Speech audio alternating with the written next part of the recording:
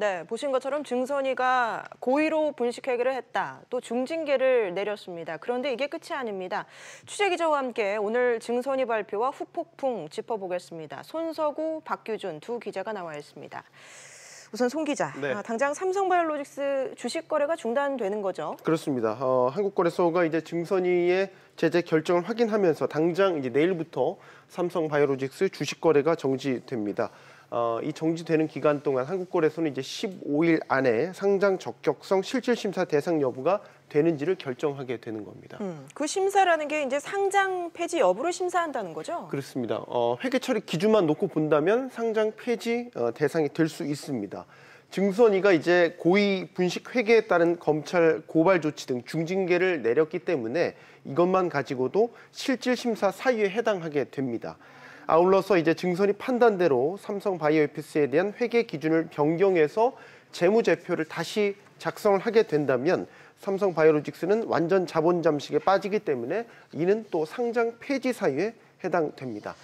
다만 이제 재무제표 외에도 기업의 계속성이라든지 투자자 보호 등을 종합적으로 판단하기 때문에 상장 폐지가 꼭 된다 이렇게 단정할 수는 없는 그런 상태입니다. 네, 자 그러면 오늘 증선이 판단에 대해서 좀 알아보도록 하죠. 네. 자 박규준 기자, 예. 이 증선이는 삼성바이오로직스의 회계 처리에 대해서 어떤 결정을 내린 거죠? 네, 이게 삼성바이오가 자회사인 에피스의 회계 처리를 적법하게 했느냐가 이번 증선이 결정의 핵심 사안인데요. 예. 증선이가 2012년도부터 15년도까지 자회사인 에피스의 회계 처리를 모두 이번에 심의를 했습니다.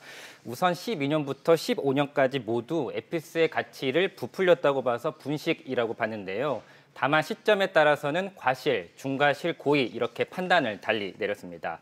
2012년도와 13년도는 고의성이 없는 과실이라고만 봤는데 왜 고의성이 없냐고 봤냐면 삼성바이오와 에피스가 각각 11년도와 12년도에 설립이 됐거든요. 그런데 지배력 관련 새로운 회계 기준서가 그 1년 뒤인 13년도에 도입이 됐기 때문입니다. 네, 박 기자 그러면 2014년과 2015년에 대한 결론은 어떻게 난 거예요? 네, 우선 2014년도는 중과실로 이번에 증선이가 판단을 내렸습니다. 예. 삼성바이오가 콜옵션 공시를 한 시점이 2014년도거든요. 삼성바이오는 미국 바이오젠이라고 하는 회사와 바이오에피스를 2012년도에 공동 설립을 했는데 당시 양사 간의 콜옵션 계약이라는 걸 맺었습니다. 그러니까 특정 시점에 바이오젠이 콜옵션을 행사하면 에피스의 지분을 50% 마이너스 한 주까지 보유하도록 한 계약 내용인데요. 이에 대한 공시를 14년도에 해놓고서는 에피스를 관계회사로 처리하지 않았다는 점에서 위반 동기를 중과실로 이번에 증선이가 결정을 내린 겁니다. 예. 지금 연도별로 조금씩 이제 판단의 차이가 있는데 네. 핵심은 15년도 거잖아요. 이 그렇죠. 부분에 대해서 이제 고의가 인정이 된다는 거죠. 네, 그러니까 삼성바이오로직스가 2012년부터 2014년까지 바이오에피스를 종속회사로 두다가 이제 2015년이 돼서야 관계회사로 이제 바꿨죠. 이 바꾸는 과정에서 회계처리 변경이 있었는데 회계처리 변경으로 인해서 삼성바이오로직스는 적자 기업에서 단숨에 1조 9천억 원대 흑자 회사로 바뀌게 됐습니다. 네.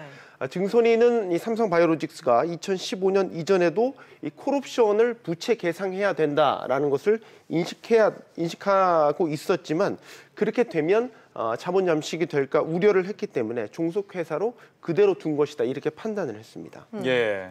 박 기자, 예. 오늘 일단 운명의 날 삼성바이오로직스 주가가 오르긴 했습니다. 근데 그동안 이제 투자자들이 입은 손실이 상당하잖아요. 네, 그렇습니다. 우선 투자자들의 집단 소송 가능성도 배제할 수 없는 상황입니다.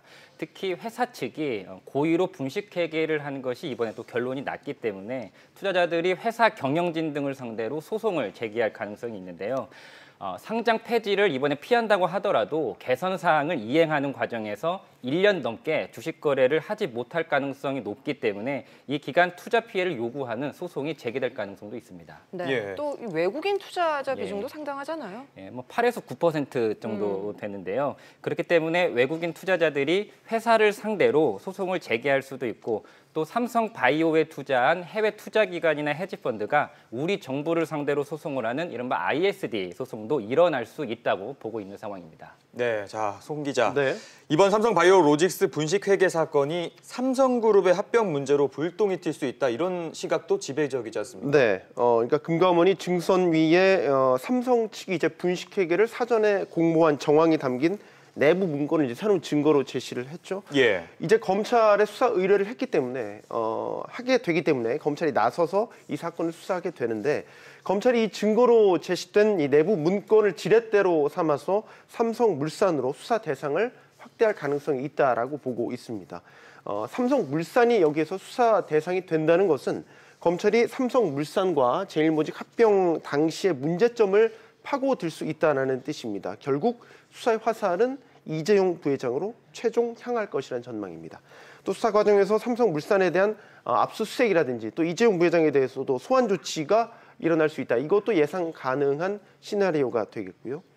오늘 증선이가 이 삼성물산 감리 필요성을 검토하겠다고 밝힌 것도 이 삼성물산 합병에 대한 위법성이 수사 대상이 될 가능성을 뒷받침한다. 이렇게 볼 수 있겠습니다. 네, 손석구, 박규준 두 기자와 함께 짚어봤습니다. 수고했습니다.